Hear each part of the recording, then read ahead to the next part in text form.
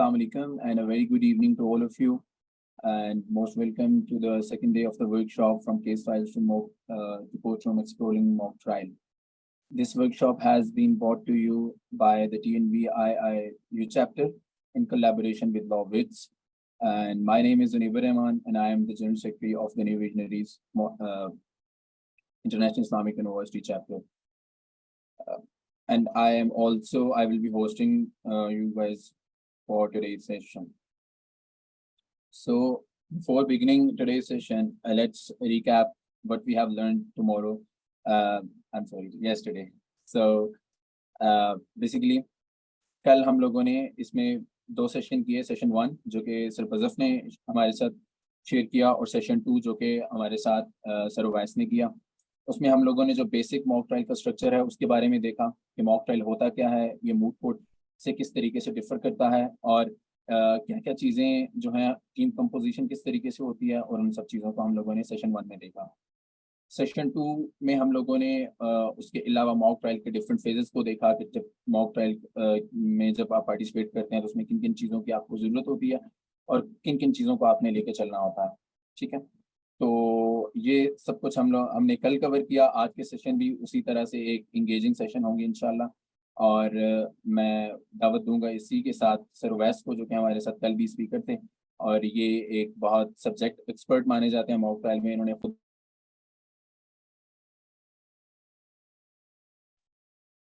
खुद बहुत सारे मॉक ट्रायल कंपटीशन ऑर्गेनाइज किए हैं और एडजुडिकेट भी किए हैं, पार्टिसिपेट भी किया है। तो मज़ीद किसी तखीर के अलावा मैं दावत दूंगा सर उवैस को कि सर प्लीज़ आप अपना सेशन स्टार्ट कीजिए। Thank you so much Sunil. अस्सलाम वालेकुम ऑल। स्लाइड शेयर करते हैं और कोशिश करेंगे इंशाल्लाह आज के टाइम में ही कंप्लीट करें।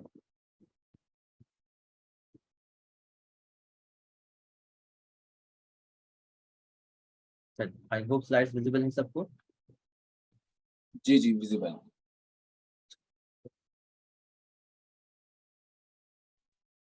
टॉपिक जो है हमारा वो है रोल ऑफ अटर्नीज। हमारे जो अटर्नीज होते हैं, आपने कल देखे होंगे कि हमने 3 पार्ट्स में पार्टिसिपेंट्स को डिवाइड किया था। एक अटर्नीज थे, एक विटनेसेस थे और एक हमारे थे रिसर्चर। तो जो मेरा टॉपिक है आज का वो सिर्फ और सिर्फ गवर्न करता है अटर्नीज को, तो हम सिर्फ अटर्नीज के रोल्स पे बात करेंगे कि उन्हें क्या क्या करना पड़ता है और क्या क्या ट्रिक्स हैं, क्या क्या चीज़ें हम कर सकते हैं अपनी पार्टिसिपेशन को बेहतर बनाने के। पर्पस क्या है हमारे सेशन का, हम बात कर ली, इस पर आगे चलते हैं। Understanding the roles of attorney. Attorneys जो होते हैं वो आपकी टीम को मॉक ट्रायल के दौरान रिप्रेजेंट करते हैं। वही लोग होते हैं जो कम्युनिकेशन में होते हैं जजेस के, वही लोग होते हैं जो कि आपके केस को बना भी सकते हैं, बिगाड़ भी सकते हैं। क्योंकि जब मॉक ट्रायल एक बार स्टार्ट हो जाता है तो टोटल रिस्पॉन्सिबिलिटी जितनी भी है 70% वो आपके अटर्नीज पे है। चाहे आपका विटनेस आके कुछ भी कह के चले जाए, वो कन्फेस भी करके चले जाए अपना गुनाह, लेकिन आपके अटर्नीज ही होते हैं जो कि आपका केस बना भी सकते हैं और बिगाड़ भी सकते हैं। आगे चले। रोल्स तो हमें पता है, कल हमने डिस्कस किए थे कि अटर्नीज क्या क्या करते हैं। अटर्नी सबसे पहले ओपनिंग स्टेटमेंट देते हैं अपनी, उसके बाद वो एग्जामिनेशन इन चीफ कंडक्ट करते हैं अपने विटनेसेस का और सामने वाले विटनेसेस का क्रॉस एग्जामिनेशन करते हैं, और उसके बाद उस क्रॉस एग्जामिनेशन के बेसिस पे वो अपनी क्लोजिंग स्टेटमेंट ड्राफ्ट करते हैं और कोर्ट के सामने सबमिट करते हैं। क्या क्या स्किल्स होनी चाहिए एक अटर्नी के पास? फॉर एग्जांपल, अगर मैं जाके एक मॉक ट्रायल में अपनी साइड को डिफेंड कर रहा हूँ एज ए अटर्नी और मैं कोर्ट के सामने प्रेजेंट होता हूँ, अपार्ट फ्रॉम माय प्रेजेंटेशन कि मैं किस तरीके से ड्रेसअप होके गया हूँ, मैं किस तरीके से तैयारी करके गया हूँ, कुछ और चीज़ें भी होती हैं जो कि काफ़ी मायने रखती हैं। सबसे पहली चीज़ आती है इफेक्टिव कम्युनिकेशन। आप जज से बात किस तरीके से करते हैं। अक्सर ऐसा होता है कि हम ओपनिंग स्टेटमेंट या क्लोजिंग स्टेटमेंट या आर्ग्यूमेंट्स हमारे अपने साथ लिख के लेके जाते हैं और वही रीड करके सुना देते हैं जज को। लिख के जाना बहुत ही अच्छी बात है, लेकिन रीड करके सुनाना बहुत ज़्यादा गलत है। आपको जज को अपनी बात समझानी होती है। जिस तरीके से आप अपने दोस्त से बात करते हैं या किसी को कोई बात समझा रहे होते हैं, उसी तरीके से आपको जज को देखकर जज को बात समझानी होती है। जज को बताना होता है कि आपका केस क्या है। अगर आप अपने पेपर से रीड करते रह जाएंगे तो आप सही तरीके से अपनी बात कन्वे नहीं कर पाएंगे जज को। इसके बाद बात आती है लीगल नॉलेज की। जब भी आप कोई भी मूव कोर्ट कॉम्पिटिशन देख लें या मोबाइल कॉम्पिटिशन देख लें, उसमें आप पार्टिसिपेट करते हैं, आप एक अटर्नी एज अ काउंसिल बात कर रहे होते हैं, तो आपको सामने से किसी भी किस्म का सवाल आपसे पूछा जा सकता है। फॉर एग्जाम्पल, अगर आप कोई स्टेटमेंट मेक करते हैं, आप कोई बात ऐसी करते हैं जो कि जज को लगता है कि इस पे सवाल होना चाहिए, क्या इस जो काउंसिल मेरे सामने इस बात को कह रहे हैं उसको पता भी है कि वो किस लॉ के थ्रू इस बात को कह रहे हैं, या इसकी कोई क्या कह रहे हैं बेसिस है या नहीं है इस बात की। तो वो आपसे सवाल करते हैं लॉ से रिलेटेड। अगर आप मूव में हैं, जब मूव में हैं आप जब भी स्टेटमेंट देते हैं तो वो कोई ना कोई सवाल कर लेते हैं। फॉर एग्जाम्पल, आपने अगर कोई केस साइड कर लिया, चाहे ओपनिंग में या क्लोज में, तो वो पूछते हैं क्या ये केस हम पे बाइंडिंग भी है। तो आपको एटलीस्ट लॉ के बारे में इतना पता होना चाहिए कि जो बात आप कर रहे हैं वो कहाँ से कर रहे हैं। वो हमेशा ये कहते हैं कि अगर अपनी बात की कहाँ लिखा हुआ है, तो आपको बताना पड़ता है, आपको इंडिकेट करना पड़ता है कि इस फलां फलां बुक में फलां सेक्शन में ये बात मेंशन की गई है, या ये आर्टिकल है, ये एक्ट है जो आपको एम्पावर करता है इस बात के लिए। यानी आपको बेसिक लीगल नॉलेज होनी चाहिए, आपको प्रोसीजर्स का पता होना चाहिए। सारी चीज़ें ऑफकोर्स अगर आप एक मोक में है या मूड में है, आपने पूरे 5 साल कवर नहीं किए होंगे, और काफ़ी सारी चीज़ें ऐसी होती हैं जो कि हमें एंड में सिखाई जाती हैं हमारी डिग्री को। तो आपकी जिम्मेदारी है जब भी मूव में जाएं, आप एटलीस्ट रेलिवेंट जो लॉज हैं आपके केस से रिलेटेड वो पढ़ के जाएं। जिसमें आपका अगर क्रिमिनल ट्रायल चल रहा है तो सीआरपीसी पढ़ना, बेसिक जो चैप्टर्स हैं सीआरपीसी के वो पढ़ना, उसके साथ साथ कानूनी शहादत पढ़ना बहुत ज़रूरी है आपके लिए। सिमिलरली अगर आप सीपीसी पढ़ रहे हैं तो सिविल प्रोसीजर कोड पढ़ के जाएं। एटलीस्ट आप ऑर्डर्स ना पढ़ें सारे, लेकिन एटलीस्ट आप सेक्शंस पढ़ लें उसके। और उसके साथ साथ क्यूएस हो तो आप उसमें भी लाजमी पढ़ना है। तो कोशिश करें क्यूएस आप अपने फर्स्ट सेकंड सेमेस्टर में एक बार रीड कर लें। और बहुत सारी वीडियोस अवेलेबल हैं जो कि सिंपली समझा देती हैं कि कानूनी शहादत ऑर्डर है क्या और किस तरीके से काम करता है। इससे अभी काफ़ी बेसिक अंडरस्टैंडिंग बेहतर हो जाती है। अब बात आती है क्रिटिकल थिंकिंग की। क्रिटिकल थिंकिंग सबको पता है होती क्या है। क्रिटिकल थिंकिंग हम जनरली कहते हैं कि आपको सोचना होता है, सिर्फ और सिर्फ सोचना होता है। मैं डायरेक्ट सोचने की बात नहीं कर रहा या थिंकिंग ऑन फीट की बात नहीं कर रहा कि आपको उसी वक्त सोच के जवाब देना है। ये तैयारी में भी शुमार होता है। आपको एक चीज पढ़ के एटलीस्ट इतना आइडिया होना चाहिए कि आप पॉज एंड लिंक कैसे करेंगे उस बात को, आप उस बात को किसी और बात से कनेक्ट किस तरीके से कर रहे हैं। क्रिटिकल थिंकिंग में सबसे बेसिक एलिमेंट आपका ये है। तो ये आपको ये पता होना चाहिए किस चीज पे सवाल उठाया जा सकता है। सोक्रेटिक मेथड है आपका क्रिटिकल थिंकिंग का बेसिक, वो यही है कि आप एक जो आपके पास स्टेटमेंट है या डेफिनेशन है उस पर सवाल करें, उस पर तब तक सवाल करें जब तक आपके सवाल एग्जॉस्ट ना हो जाए। कोशिश करें जब भी आप फैक्ट शीट कर रहे हैं या आर्ग्यूमेंट्स बना रहे हैं तो अपने आर्ग्यूमेंट्स पे, अपनी चीज़ों पे सवाल करना सीखें। आप सीखें कि उस पे क्या चीज़ें रह गई हैं, किन चीज़ों की कमी है, कौन सी चीज़ ऐसी है जो आपको समझ नहीं आ रही है। उसकी बाद बात आती है इन चीज़ों के बाद कॉन्फिडेंस की। आपकी तैयारी बहुत अच्छी है, आपने बोलना बहुत अच्छा सीख लिया है, लेकिन कोर्ट के सामने खड़े होकर बात करने में और जब आप जज हो रहे हो और जनरली बैठ के बात करने में ज़मीन आसमान का फर्क होता है। आप अगर नॉर्मली अपने दोस्त से बात कर रहे हैं या रिहर्सल्स कर रहे हैं, आप बड़े ही बेहतरीन तरीके से कॉन्फिडेंस के अंदाज में जवाब देंगे। लेकिन जब जज आपसे अचानक से सवाल करेगा या आपको पोडियम पे खड़े होकर बात करनी, टाइस पे खड़े होकर बात करनी, तो थोड़ा वो मामला डिफरेंट होता है। तो उसके लिए आपको कॉन्फिडेंस की ज़रूरत है, और कॉन्फिडेंस आता है प्रैक्टिस से। कॉन्फिडेंस बार बार एक चीज़ करने से आता है। कोशिश करें जितना पार्टिसिपेट हो सके करें, जितनी प्रैक्टिस हो सके करें, ताकि आप चीज़ में बेहतर हो। इसके बाद बात आती है टाइम मैनेजमेंट की। जब भी आप देखें मूव के लिए या मूव के लिए आपको एक स्पेसिफिक टाइम दे दिया जाता है। या तो मूव में है तो आपको पूरा टाइम एक साथ दे दिया कि आपस में बांट लें। अगर मूव है तो आपको स्पेसिफाई करके बताया जाता है कि फर्स्ट अटर्नी के पास कितना टाइम होगा ओपनिंग स्टेटमेंट के लिए, फर्स्ट विटनेस की एग्जामिनेशन के लिए कितना टाइम है, उसके क्रॉस के लिए कितना टाइम है, सिमिलरली आपकी क्लोजिंग स्टेटमेंट के लिए आपके पास कितना टाइम होगा। तो आपको उस टाइम फ्रेम में रहना पड़ता है। और जब आप डाइस पे बात कर रहे होते हैं तो टाइम इस तरीके से गुजरता है कि आपको पता भी नहीं चलता। आपको लगता है अभी 2-3 मिनट मुश्किल से हुआ है, लेकिन 10-15 मिनट हो चुके होते हैं अगर आपकी तैयारी अच्छी हो तो। अगर तैयारी नहीं हो तो आपको 1-1 मिनट 10 मिनट लगता है। आगे चलते हैं, हम देखते हैं effective questioning techniques of direct examination. चलिए, हमने बेसिक अटेंडेंस के रोल्स पे बात कर ली, कौन कौन सी चीजें होनी चाहिए उस पर बात कर ली। अब हम आते हैं मेन टॉपिक्स पे। सबसे पहले हम करेंगे डायरेक्ट एग्जामिनेशन क्या होता है, किस तरीके से होता है, क्या चीज़ें करनी चाहिए, क्या चीज़ें नहीं करनी चाहिए। उसके बाद बात करेंगे क्रॉस एग्जामिनेशन पे, सिमिलर चीज़ें, और उसके बाद हम बात करेंगे ओपनिंग और क्लोजिंग स्टेटमेंट पे। फिर हम चलेंगे बदाव साहब की तरफ। चलें, सबसे पहले पर्पस क्या होता है डायरेक्ट एग्जामिनेशन का। हमने कल बात की कि डायरेक्ट एग्जामिनेशन का हमारा पर्पस होता है अपने विटनेसेस से अपनी स्टोरी मनवाना, सही, अपनी बात कोर्ट के सामने पेश करना। फॉर एग्जाम्पल, अगर मैंने किसी पे कोई दावा दायर किया है, मैंने किसी पे कोई केस किया है, तो उसकी एविडेंस में मैं विटनेसेस प्रोड्यूस करूंगा। वो विटनेसेस जो कि मेरी बात कोर्ट के सामने कहेंगे, मेरा मौक़िफ़ बयान करेंगे या मेरे मौक़िफ़ को मजबूत करने में मेरा साथ देंगे। राइट। अब मैं उनसे वही सवाल पूछूंगा ऑफ कोर्स जो कि मैंने पहले कहे हैं या मैं चाहता हूँ कि कोर्ट के सामने आए। वो क्वेश्चंस किस तरीके से पेश किए जाते हैं। जब भी आप डायरेक्ट एग्जामिनेशन कर रहे होते हैं, आप चैप्टर नंबर 10 पढ़ेंगे अगर कानूनी शहादत ऑर्डर का, उसमें लिखा हुआ है कि आप एग्जामिनेशन इन चीफ कौन करता है, किस तरीके से होता है, कौन कौन सी चीज़ें पूछी जा सकती हैं। सिमिलरली उसी में लिखा हुआ है क्रॉस एग्जामिनेशन क्या होता है, किस तरीके से होता है, कौन सी चीज़ें क्रॉस में नहीं पूछी जा सकती, और एक्सेप्शन की जो है वो सारी सारी चीज़ें चैप्टर 10 में लिखी हुई है कानूनी शहादत ऑर्डर की। चलिए, सबसे पहले अगर हम बात करें कि हम जनरल बात करें इससे थोड़ा हट के, तो हमारे पास 5 बेसिक सवाल होते हैं। सबसे पहला होता है what, why, when, where and how. ये 5 सवाल हैं बेसिक किसी भी इंफॉर्मेशन को अवेल करने के। तो जब भी आप अपना एग्जामिनेशन इन चीफ करते हैं, जिसे हम डायरेक्ट एग्जामिनेशन भी कहते हैं, तो आप ये सवाल पूछते हैं अपने विटनेस से कि क्या हुआ था, कब हुआ था, कैसे हुआ था, कहाँ हुआ था, और किसने किया, ये सारी चीज़ें। सही है।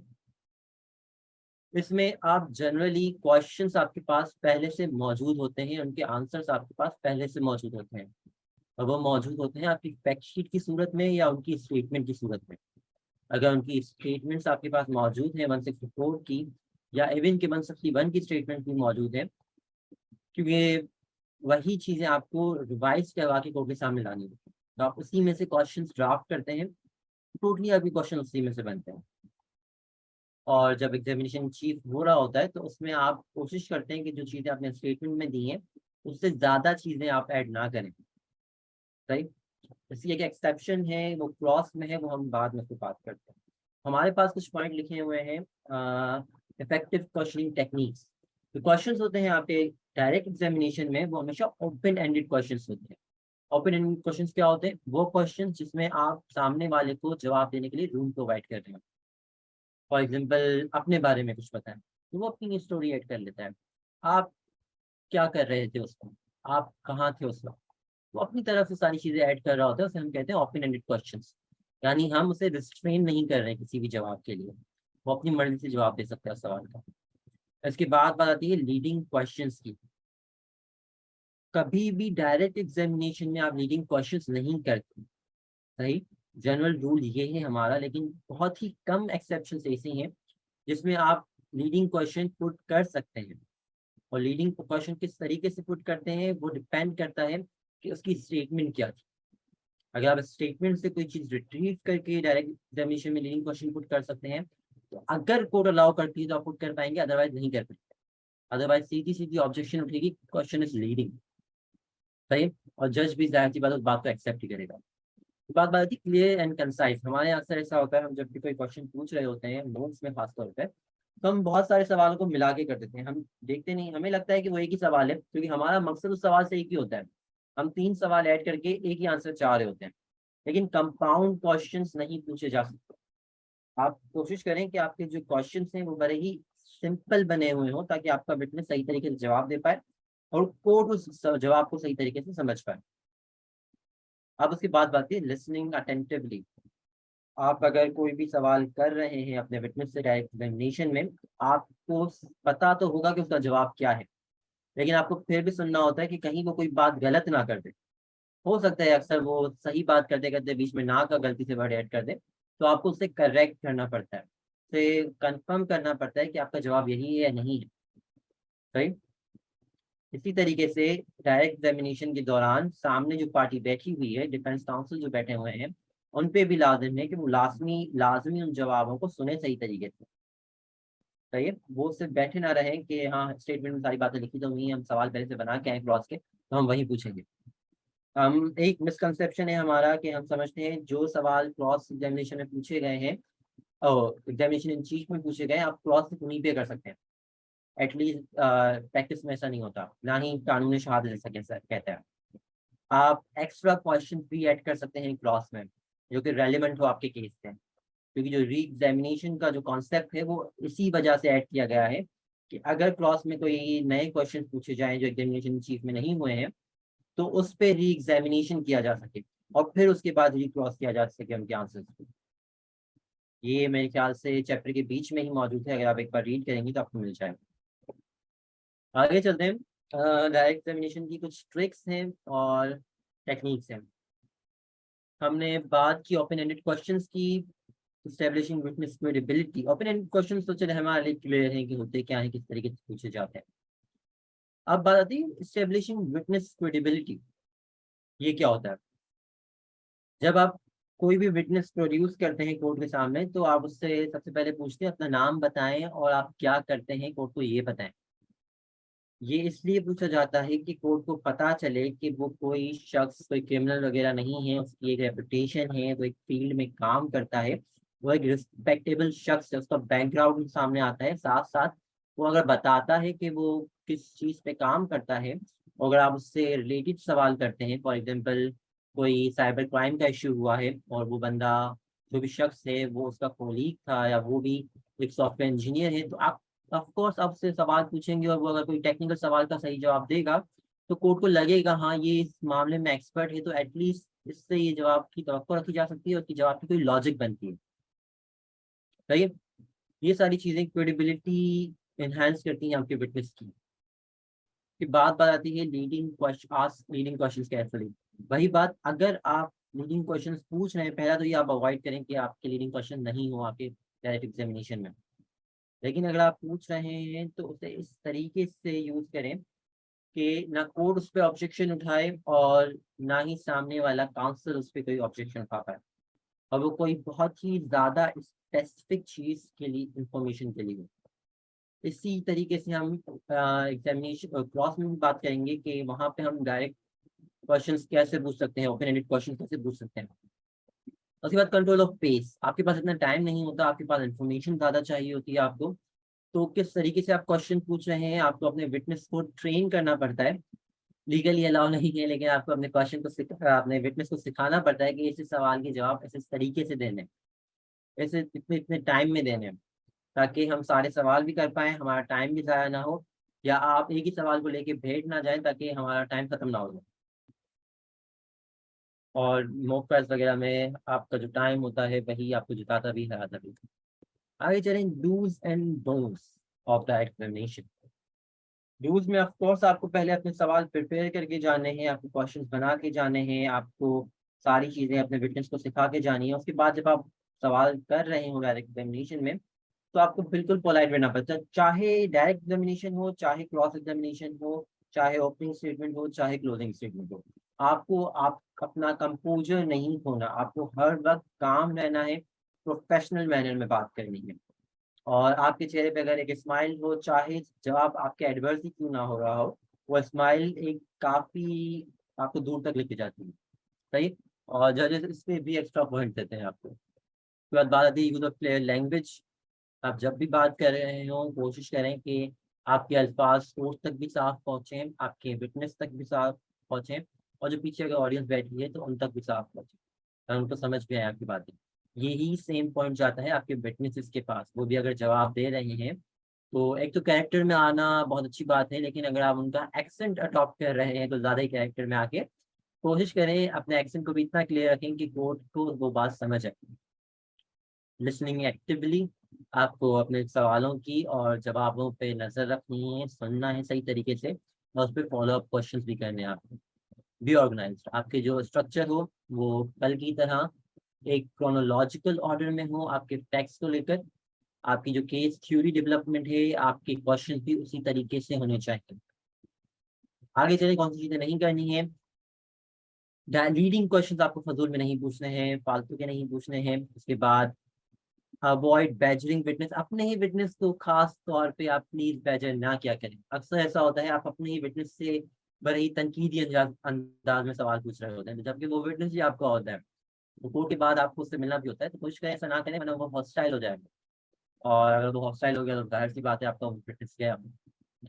डोंट आस्क कंपाउंड क्वेश्चंस, आप फिर से ये बात रिपीट करें, कंपाउंड क्वेश्चंस ना करें। अपने क्वेश्चन को सिंपल रखें और सिंगल फाइल रखें, यानी एक ही क्वेश्चन एट अ टाइम रखें। डोंट बी ओवरली कन्फ्रंटेशनल, ये वही बात आती है बैजरिंग की, अपने ही विटनेस को कन्फ्रंट ना करें। अपने ही विटनेस से अगर कोई अजीब सी बात आ जाती है या कोई ऐसी बात जो आपके फेवर में है, तो बहुत ज़्यादा एक्साइटेड ना हो जाए। कोई ऐसी बात अगर वो गलती से कर देता है जो आपके फेवर में नहीं है, तो उस पर गुस्सा करना स्टार्ट ना कर दें, अपना कंपोजर मेंटेन रखें। हम आगे चलें, अगर सही क्रॉस एग्जामिनेशन पे आगे, एग्जामिनेशन मेरे ख्याल से हमने बेसिक प्रिंसिपल्स कवर कर लिए हैं। अगर आप लॉ पढ़ेंगे तो थोड़ा बेहतर तरीके से समझ आ जाएगा। इस पे मेरे ख्याल से सुप्रीम कोर्ट की 2-3 जजमेंट्स भी हैं कि आप एग्जामिनेशन और क्रॉस एग्जामिनेशन किस तरीके से करते हैं, मुझे रिसर्च करनी पड़ेगी, लेकिन मैं आपको उनके मेरे ख्याल फॉरवर्ड कर दूँगा टीम को, तो आपको शेयर कर देंगे। उसमें बाकायदा अच्छे तरीके से जज साहब ने मेंशन किया है कि क्या क्या चीज़ होनी चाहिए, क्या क्या चीज़ नहीं होनी चाहिए। आगे चलें, क्रॉस एग्जामिनेशन पे हम आते हैं। पहले मुझे इस बार पुराने तक देखते हैं। सही, क्रॉस एग्जामिनेशन होता क्या है सबसे पहले, ये भी हमारे मेरे ख्याल से 113 में शायद मेंशन है कानूनी शहादत के। वो क्वेश्चंस आपके क्रॉस एग्जामिनेशन, सबसे पहले क्रॉस एग्जामिनेशन क्या, उसके बाद लीडिंग क्वेश्चन पे आते हैं, या क्रॉस एग्जामिनेशन ये क्वेश्चन पे आते हैं। क्रॉस एग्जामिनेशन वो एग्जामिनेशन होता है जो कि एग्जामिनेशन इन चीफ के बरअक्स किया जाए, या उसकी क्रेडिबिलिटी को, उसकी मेंटेनेबिलिटी को शेक करने के लिए किया जा सकता है। कोई अगर आप पे इल्ज़ाम लगाता है, तो वो जो इल्ज़ाम लगा रहा है, आप उसी में से सवाल निकाल के उससे पूछते हैं कि क्या ये बात हुई थी, अगर हुई थी तो कैसे हुई थी। इस चीज़ों को हम कहते हैं क्रॉस करना उसको। अब एक विटनेस से सामने से सवाल करते हैं ना, सामने वाले के विटनेस से, उसे हम क्रॉस कहते हैं। अब क्रॉस एग्जामिनेशन में पूछे जाते हैं leading question, purely leading questions. Leading questions क्या होते हैं? लीडिंग क्वेश्चंस वो क्वेश्चंस होते हैं जो कि किसी एक पॉइंट पे लीड कर रहे हैं, यानी आप एक ऐसा सवाल कर रहे हैं जिसमें जवाब पहले से मौजूद है, आप सिर्फ उस शख्स से कंफर्म कर रहे हैं कि ये हुआ था या नहीं हुआ था। आप उससे रूम नहीं प्रोवाइड कर रहे, आपसे ओपन एंडेड क्वेश्चन नहीं कर रहे, आप अपनी स्टोरी उस पर डालने की कोशिश कर रहे हैं। राइट, आगे डिटेल में करते हैं, ट्रिक्स पे आ जाए। हमेशा एग्जामिनेशन में चाहे क्रॉस हो या डायरेक्ट हो, क्वेश्चंस आपके शॉर्ट होने चाहिए। लेकिन जब क्रॉस एग्जामिनेशन आप कर रहे हैं, उसमें लीडिंग क्वेश्चन इस तरीके से करने हैं कि आपका जो आंसर है वो यस या नो में आए, सामने वाले के पास कोई रूम ना हो, कोई ओपन एंडेड आप क्वेश्चन ऐसा ना करें कि वो अपनी तरफ से आपको कहानियां सुना रहा हो। आपको क्लोज एंडेड क्वेश्चंस करने हैं जिसका आंसर सिर्फ यस या नो में आ सकता है। इसमें एक्सेप्शन एक है, अगर आप 114 पर हैं, 114 या 115 पर हैं कि व्हेन लीडिंग क्वेश्चंस में बी आस्क्ड, या लीडिंग क्वेश्चंस में एक्सेप्शंस कौन कौन सी हैं, वो अगर आप करें तो उसमें मेंशन है ये बातें कि आप एक्स्ट्रा क्वेश्चंस भी कर सकते हैं जो कि नॉन लीडिंग हो क्रॉस एग्जामिनेशन में। अब वो क्वेश्चंस कौन से होते हैं? वो क्वेश्चंस वो होते हैं जिसमें आप एक स्पेसिफिक इंफॉर्मेशन रिट्रीव करवाना चाह रहे हैं। फॉर एग्जांपल, आप किसी का नाम जानना चाह रहे हैं, या कोई डेट मालूम करना चाह रहे हैं, कोई लोकेशन मालूम करना चाह रहे हैं, कोई टाइम मालूम करना चाह रहे हैं, ये बड़े स्पेसिफिक क्वेश्चंस होते हैं जिसका आंसर ऑफ कोर्स जैसे नो में नहीं आएगा, कोई नया ही आंसर आएगा उसका। तो ये क्वेश्चन जो है ये अलाउड होते हैं। इसके अलावा अगर आप किसी से पूछ रहे हैं फजूल के क्वेश्चन या ओपन एंडेड क्वेश्चन, तो वो आपके अलाउ नहीं होते क्रॉस एग्जामिनेशन में। आगे चलें, ऑब्जेक्टिव टोन। ऑब्जेक्टिव टोन हमने थोड़ी देर पहले बात की कि आपका जो टोन है या मैनरिज्म्स हैं वो इतने होने चाहिए कि आप पोलाइटली बात कर रहे हो, अपनी बात सही तरीके से क्लियर लैंग्वेज में समझा रहे हो, आप क्या कहते हैं कन्फ्रंट ना कर रहे हैं। क्रॉस में इसका उल्टा तो होता है कि आपको चाहिए, वो आपका विटनेस नहीं है, लेकिन फिर भी आप उससे सही रवैया अपना चेंज नहीं कर सकते, आपको लाजमी उससे पोलाइट रहना है। ये आपकी प्रैक्टिस में शुमार होता है। और अगर आप हमारा लीगल एथिक्स का जो पोर्शन है पाकिस्तान बार काउंसिल रूल्स का या सिंध बार काउंसिल एक्ट का, आप पढ़ें रूल्स में हमारे लीगल एथिक्स का एक चैप्टर है जो कि आपके गेट में भी आता है। अगर आप वो पढ़ें, उसमें ये बातें मेंशन है वजह ये है इसकी कि हो सकता है कल को वो विटनेस या सामने वाली पार्टी केस आपके पास लेके आए, तो आप अपने अगर चांसेस खराब कर देंगे कि आप इस तरीके से सामने वाली पार्टी से बात करते हैं, तो ऑफ कोर्स वो केस आपके पास नहीं आएगा, जो कि आपकी प्रैक्टिस के लिए थोड़ा इशू क्रिएट कर सकता है। तो आपको हर वक्त हर किसी से प्रोफेशनल मैनर में मिलना पड़ता है, उनसे प्रोफेशनल मैनर में बात करनी पड़ती है, चाहे वो आप विटनेस आपका हो ना हो, चाहे वो पार्टी आपकी हो ना हो। आगे चलें, रीस्टेट फेवरेबल टेस्टिमनी। अगर कोई सवाल आपके फेवर में आता है तो आपको उसे रिपीट कर सकते हैं, आपसे रिपीट करें। कोई भी जवाब आपके फेवर में आया आप रिपीट करें, या तो कोर्ट से कहें रिपीट करने के बाद, या सिर्फ कोर्ट से कहें कि your lordship please note this point. अक्सर ऐसा होता है कि हम बहुत सारे पॉइंट्स नोट करवा देते हैं, लेकिन उस पॉइंट को अपनी क्लोजिंग स्टेटमेंट में ऐड ही नहीं करते हैं, तो उसको नोट करवाने की कोई तुक नहीं बनती। जज कुछ ज़्यादा एजुकेट हो जाते हैं उस बात से कि आपने पॉइंट्स नोट करवा लिए, अब इनका मैं क्या करूँ। कोशिश करें जो पॉइंट्स नोट करवा रहे हैं उसे अपने पास भी नोट करें। अब इसमें फिर से टीम की जिम्मेदारी आती है। हमने कल बात की कि जब कंपटीशन चल रहा होता है तो पूरी टीम को एक्टिव रहना पड़ता है। बाकी जो लोग बैठे हुए हैं, अगर एक शख्स केस प्रेजेंट कर रहा है तो मतलब 4 लोग पीछे बैठे हुए हैं।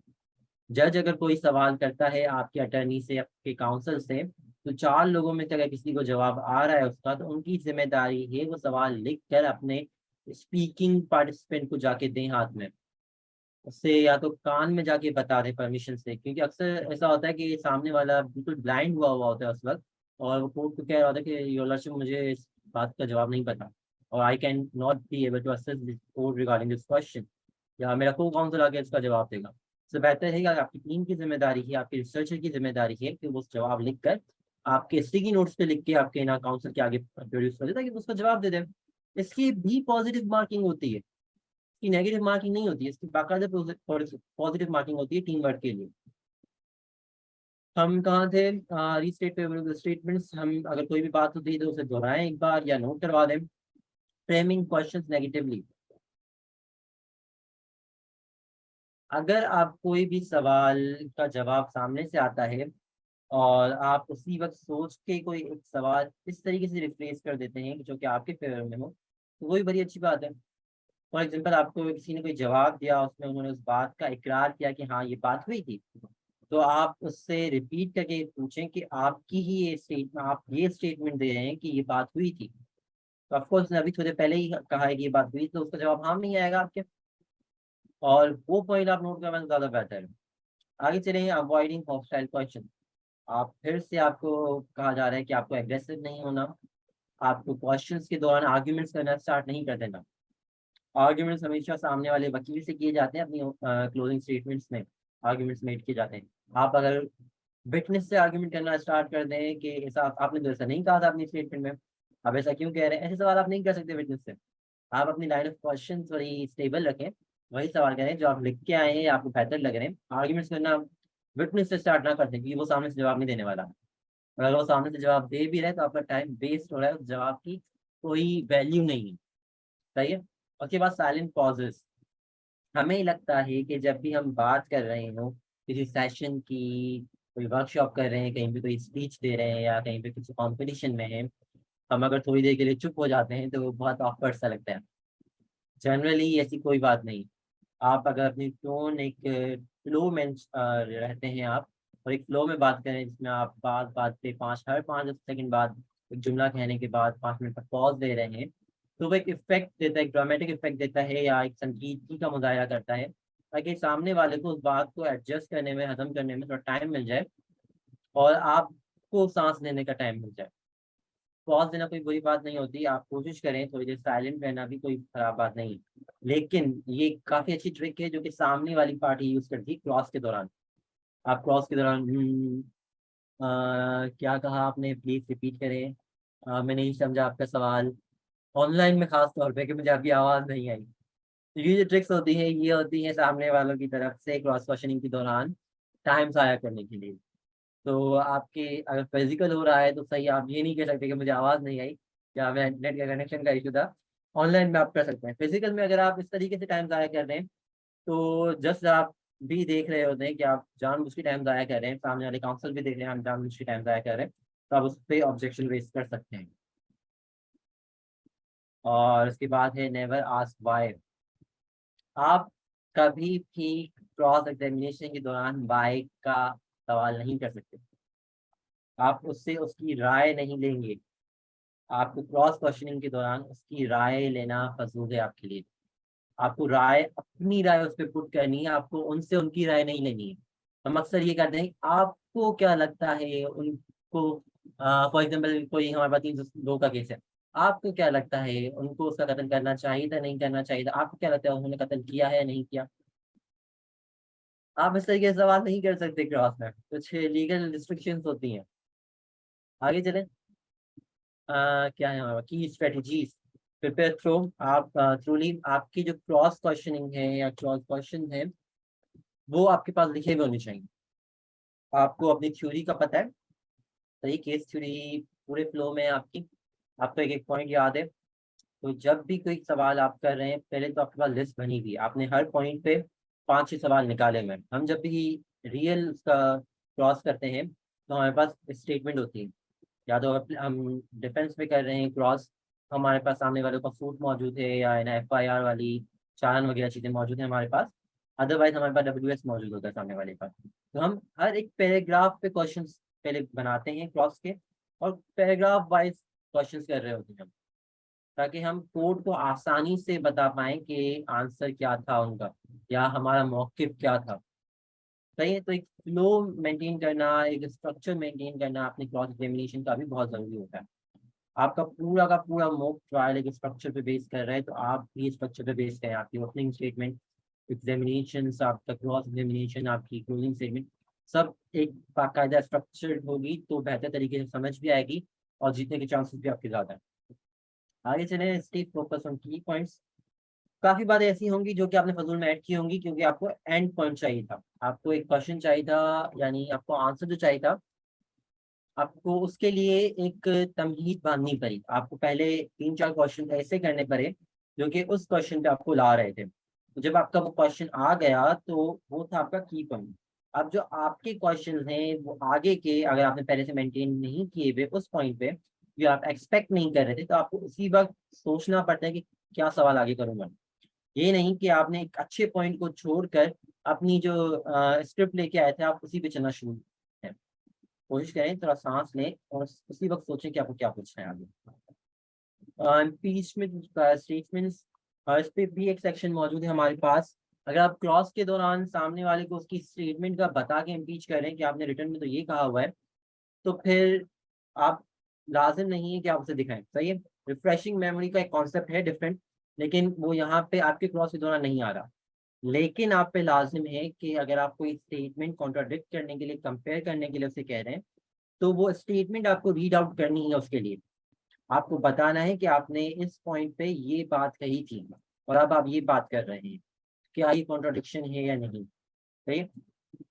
फिर बात आती है मेंटेन प्रोफेशनलिज्म। मेरे ख्याल दोहराने की जरूरत नहीं। एक और चीज ऐड करूंगा इसमें, मेरे ख्याल से डू एंड डोंट्स है हमारे पास इसमें, नहीं है ना? तो एक और चीज मैं ऐड करने वाला था, इसमें भूल गया। इम्पीचमेंट में शायद थी। चले आगे चलते, शायद याद आ गई तो बाद में बात करेंगे। Analysing witness statement and cross examination effectively. अब जब भी एग्जामिनेशन आपका होता है या क्रॉस एग्जामिनेशन होता है, उसे एनालाइज भी करना होता है, उसके लिए इतना टाइम आपके पास मौजूद नहीं होता। सही है। जो शख्स खुद आके एग्जामिनेशन करके गया है या क्रॉस करके गया है, ऑफ कोर्स वो उस वक्त एग्जामिनेशन पे फोकस था, वो क्रॉस पे फोकस था। इसीलिए जिम्मेदारी आती है बाकी टीम वालों पे कि अगर कोई क्रॉस हो चुका है तो जो जो पॉइंट्स नोट हुए हैं वो उनके पास नोट होने चाहिए। उनके पास उसके लिए एक स्ट्रेटेजी होनी चाहिए, किस तरीके से वो उस पे अपनी क्लोजिंग बनाएंगे। कुछ आर्ग्यूमेंट्स उनकी जिम्मेदारी है कि वो ड्रॉप करें। आपका रिसर्चर अगर टीम में आके सिर्फ ये सोचता है कि मैं तो रिसर्चर हूँ, मैं तो ये काम ही नहीं है, मैं सिर्फ देखने के लिए हूँ, तो ये आई एम सॉरी बट वो टीम मेंबर आपका अच्छा नहीं है। आपके जितने भी टीम मेंबर्स बैठे हुए हैं उन सबकी जिम्मेदारी है कि थ्रू आउट कॉम्पिटिशन एक्टिव रहें। सारी की सारी चीजें उन्हें करनी है। उन्हें पॉइंट्स नोट भी करने हैं, उन्हें बैठे बैठे रिसर्च भी करनी है, बैठे बैठे आर्ग्यूमेंट्स बनाने होंगे, ताकि आपकी टीम जो स्पीकर है उसके पास एक्स्ट्रा मटेरियल आता जाए बात करने के लिए। सिमिलरली जब सामने वाली टीम कोई पॉइंट्स बना रही हो, वो ओपनिंग में कोई एक बात कर रही हो या वो एग्जामिनेशन चीफ अलग तरीके से कर रही होगी, वो क्रॉस अलग तरीके से कर रही होगी। तो आपकी जिम्मेदारी है उन सवालों को कॉपी करें आप, ताकि अपना जब राउंड आएगा आपका, अगले दिन आ गया या उसके बाद राउंड हो गया, और कोई चीजें ऐसी थी, कोई चीजें उन्होंने ऐसी पूछी जो कि बहुत काम की थी, जिसके आंसर बहुत अच्छे आए, या जज उनकी बात को मान गए, उन्होंने इतने अच्छे आर्ग्यूमेंट्स किए, तो आप उन आर्ग्यूमेंट्स को, उन चीजों को यूटिलाइज कर सकते हैं अपनी बारी में। तो फारिग बैठे या सिर्फ बैठे रहना जब आपकी टीम की बारी ना हो, तो वो बहुत ही ज्यादा गलत है। कोशिश करें उन सारी चीजों पर फोकस करें और उन सारी चीजों को नोट करते जाएं। Cross reference with other evidence and case theory strengthen your cross examination. ये वही बातें हैं कि अगर क्रॉस में कोई ऐसी बातें आ रही हैं जो कि आपके काम की हैं, तो उन्हें नोट करते जाएं, उस पर देखें कि आपके पास एविडेंस क्या क्या अवेलेबल है, या कौन कौन सी चीज़ें आपके पास, लॉ क्या कह रहा है उस पर, केस में क्या चीज़ें मौजूद थी, सारी बातें नोट करते जाएं आप, ताकि एंड में जब आप अपनी क्लोजिंग स्टेटमेंट बना रहे हो उन सारी बातों को आप मेंशन कर पाए। अगर आपने एक पहले से क्लोजिंग स्टेटमेंट बना के आए हैं आप, और उसका रट्टा मार के आए हैं आप, तो उसको अगर आप कंपेयर ही नहीं करें अपनी क्रॉस एग्जामिनेशन से, तो जज का उसको सुनने का ना सुनने का कोई फायदा नहीं। उसमें सिर्फ इतना पार्ट होना चाहिए आपका पहले से प्री प्रिपेयर्ड, कि लॉ क्या कह रहा है उस पर, फैक्ट्स क्या कह रहे हैं उस पर।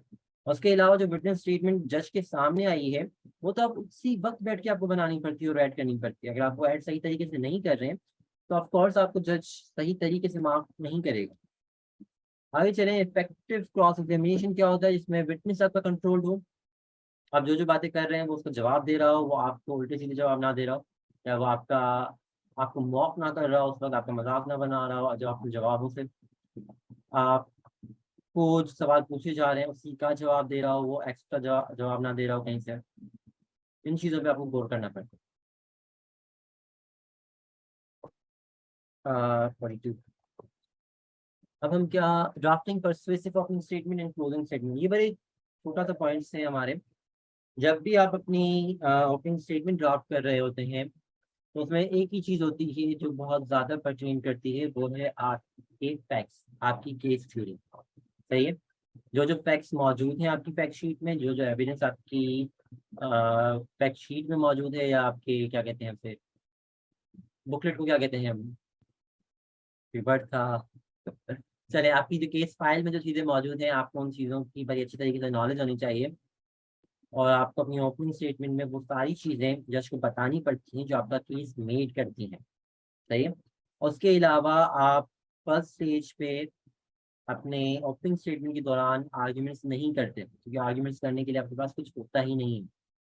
सिर्फ जो एविडेंस मौजूद हैं, वो एविडेंस अभी तक प्रूफ नहीं हुए हैं, वो सिर्फ एंटर हुए हैं, एग्जिबिट तो हो चुके हैं, लेकिन जब तक एविडेंस उस पर चलेगा नहीं, जब तक सामने वाला एग्जामिनेशन नहीं होगा या क्रॉस एग्जामिनेशन नहीं होगा, तब तक उस एविडेंस की कोई वैल्यू नहीं होगी।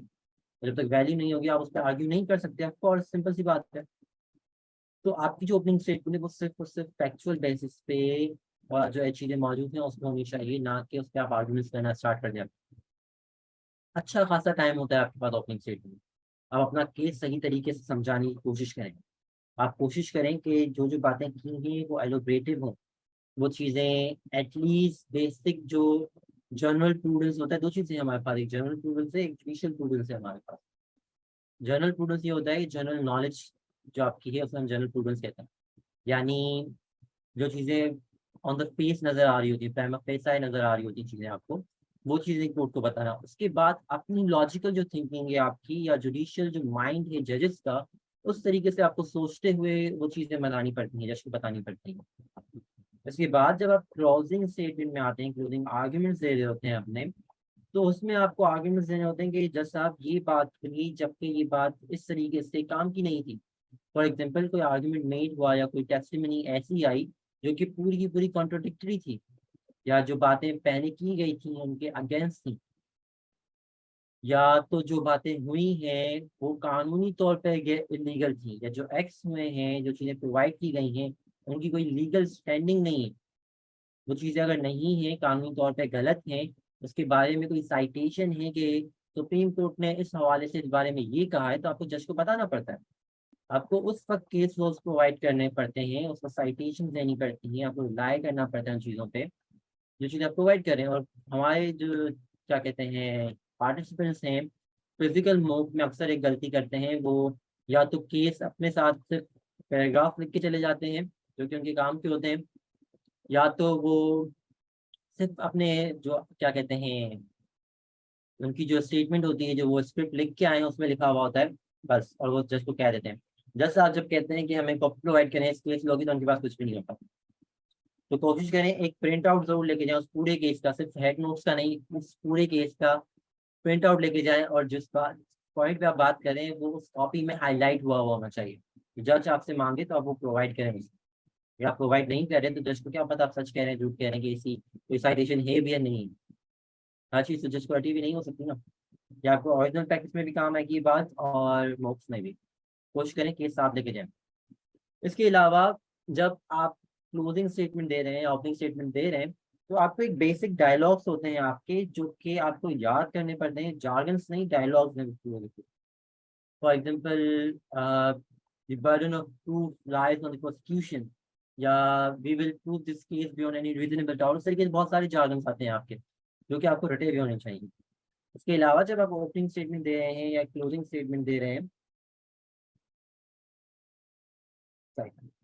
तो आप क्लोजिंग स्टेटमेंट दे रहे हैं, ओपनिंग स्टेटमेंट दे रहे हैं, तो आपको अपनी स्ट्रक्चर जो है, डायलॉग्स आपको मेंटेन करने पड़ते हैं जिस तरीके से मूवीज में होता है। लेकिन आप लोगों ने फ्यू गुडमैन देखी होगी, उसके अलावा दो तीन और मूवीज हैं वो आपने देखी होंगी। आपको वो सारी चीज़ें नहीं करनी है। आपको सूट्स की तरह आके शोर शराबा नहीं करना, आपको एटीट्यूड दिखा के कोर्ट में घूमना स्टार्ट नहीं कर देना।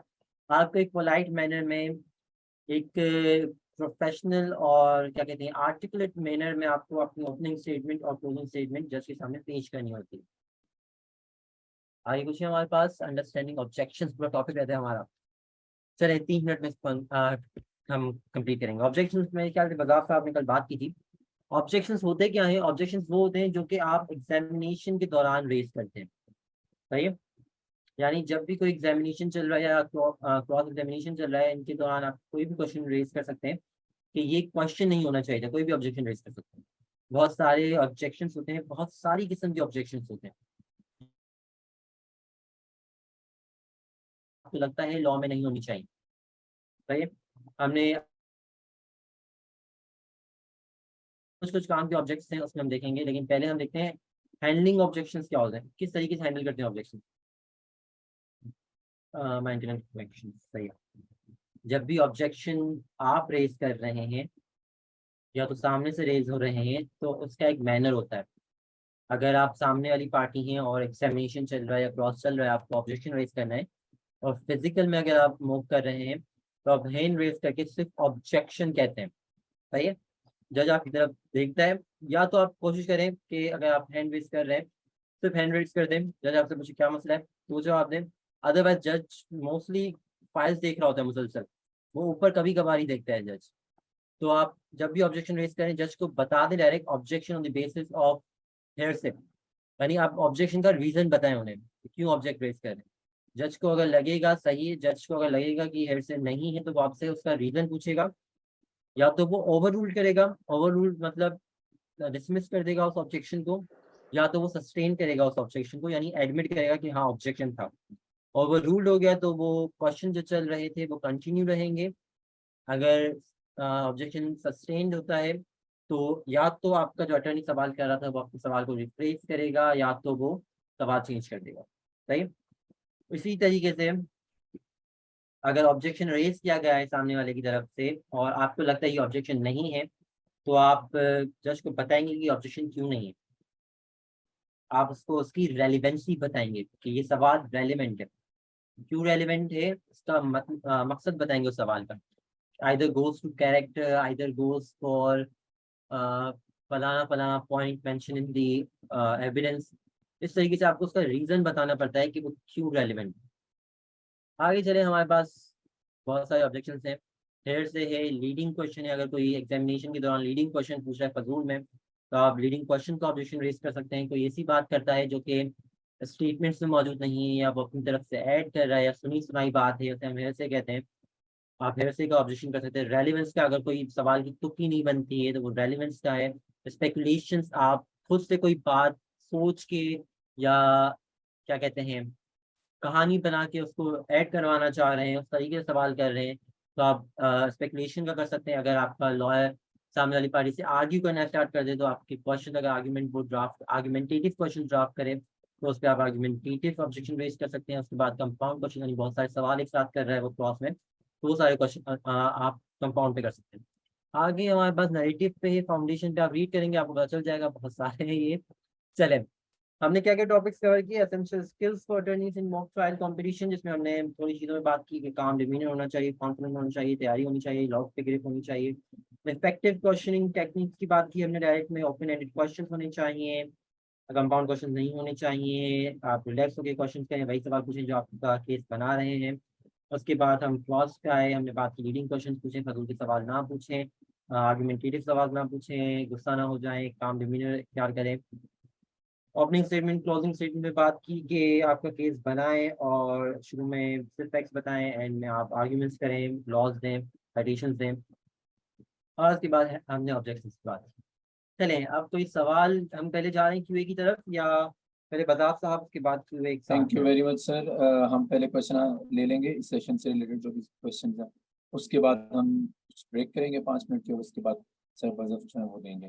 तो पहले अगर किसी पहले का कोई सवाल है तो वो माइक अनम्यूट करके क्वेश्चन पूछ सकता है, अदरवाइज हम जो चैट बॉक्स में क्वेश्चन है उनकी तरफ है।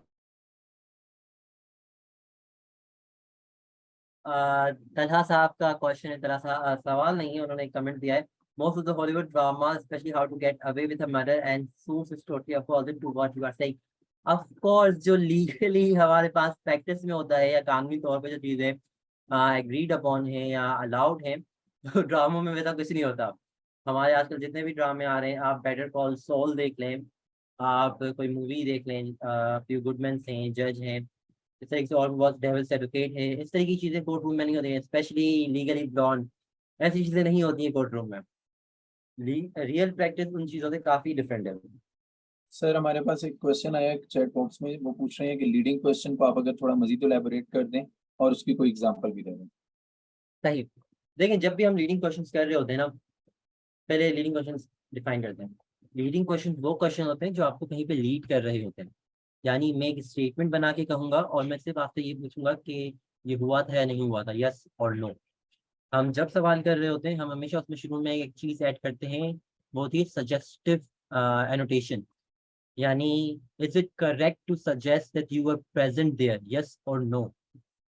सही।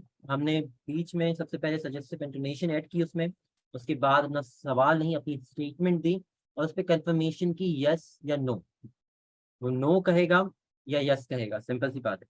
अगर यस कहेगा तो वो लीड हो गया, नो कहेगा तो आपके पास उसके बाद का सवाल रेडी होना चाहिए।